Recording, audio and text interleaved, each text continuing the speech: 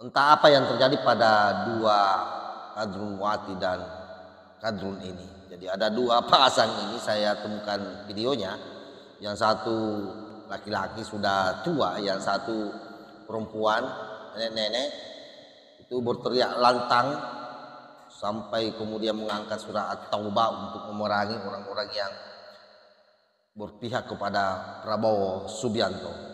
Bahkan sang kakek ini yang saya sebutnya kakek Kadrun ini menolak pasangan Prabowo dan Gibran karena dianggap sebagai anak haram demokrasi dan anak haram konstitusi. Tolak pasangan Prabowo dan Gibran karena itu adalah pasangan anak haram konstitusi, anak haram demokrasi. Ya Rab, aku hadir seluruhnya. Umat Islam, umat-umat yang beriman harus hadir nanti tatkala ada kita akan mengadakan turun ke jalan. Jangan cuma 100.000, 2 juta orang harus turun. Seluruh Indonesia serukan untuk mereka datang.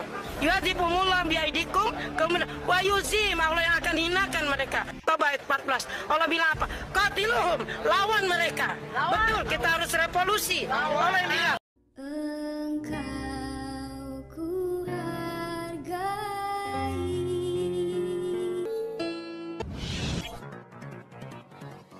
Assalamualaikum warahmatullahi wabarakatuh. Om Swastiastu, Namo Buddhaya, salam kebajikan.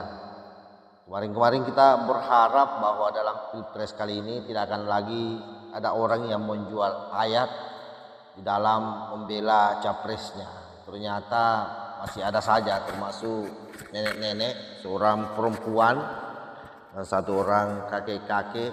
Ya kakek-kakek ya karena sudah paruh baya, tua lah, mungkin kisaran 50-an sampai 60-an tahun umurnya. Itu berteriak dengan lantang menolak pasangan Prabowo Gibran. Lain halnya dengan nenek-nenek yang saya menyebutnya Kadrun Wati. Itu dengan sangat lantang membawa-bawa ayat-ayat Al-Quran di dalam orasinya dan menganggap bahwa orang-orang yang tidak mendukung Anies adalah orang-orang yang musyrik yang wajib untuk diperangi. Ini bentuk penjejalan atau doktrin yang sangat sesat yang dilakukan oleh para tim sukses yang ada di barisan Anies Baswedan, yang saya kira ini sangat menakutkan bagi kita semua. Kenapa? Karena kemudian kalau hal ini dipelihara terus-menerus maka akan membuat konflik horizontal, karena kita tahu sendiri bahwa mayoritas orang yang ada di Indonesia ini adalah orang Islam.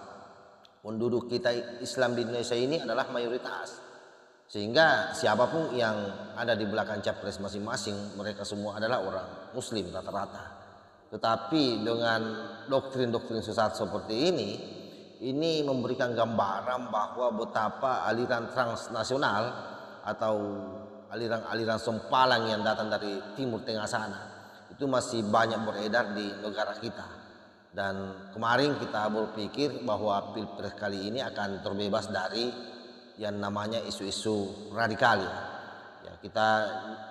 Kita menyebutnya kalau ada orang yang membawa ayat dalam satu kontestasi pertarungan politik, sesungguhnya itu adalah ciri-ciri orang-orang radikal atau ciri-ciri orang HTI atau ciri-ciri orang FPI yang memang selama ini sangat gemar melakukan isu-isu sara, isu-isu pembelahan, isu-isu agama yang seolah-olah menempatkan dirinya sebagai orang yang paling benar, orang yang mewakili daripada Tuhan di muka bumi, orang yang paling mewakili Nabi besar Muhammad Sallallahu Alaihi Wasallam dalam memperjuangkan cita-cita politik.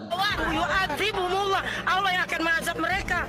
Tapi kita harus turun yang banyak, turun 2 juta orang. Semua nanti tanggal berapa kita rame-rame turun. Ini perintah Allah, karena mereka sudah zalim, mereka sudah jahat, maka Allah perintahkan qatiluhum yu'adzibumullah biaidikum. Allah akan hancurkan mereka, tapi lewat tangan kita ngapain? Turun ke bawah, kita ikut sama-sama. Ya Rab, aku hadir hadir seluruhnya. Umat Islam, umat-umat yang beriman harus hadir nanti tatkala ada kita akan mengadakan turun ke jalan. Jangan cuma 100.000, 2 juta orang harus turun. Seluruh Indonesia serukan untuk mereka datang. Yuhadibumullah biaidikum, kemudian wa yuzim, Allah yang akan hinakan mereka.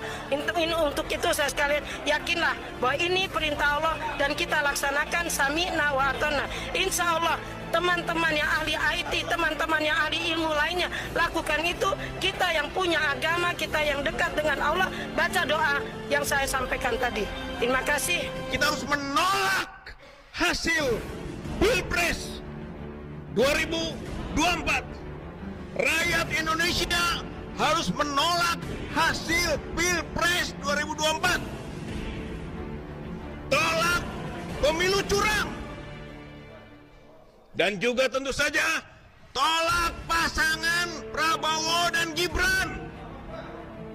Karena itu adalah pasangan anak haram konstitusi, anak haram demokrasi. Karena itu sahabat-sahabat sekalian, saya meminta agar tidak terprovokasi dengan ocehan duo kakek dan nenek Kadrun dan Kadrunwati ini, karena ini jelas mengarah pada disintegrasi bangsa.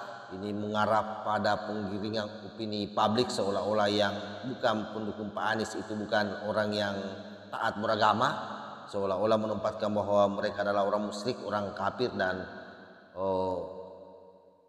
hanya mereka lah yang memiliki kebenaran. Ini sangat berbahaya dalam konteks demokrasi kita hari ini, dan ini harus dijadikan sebagai musuh bersama. Wallahul muwaffiq ila aqwamit thoriq. Wassalamualaikum warahmatullahi wabarakatuh.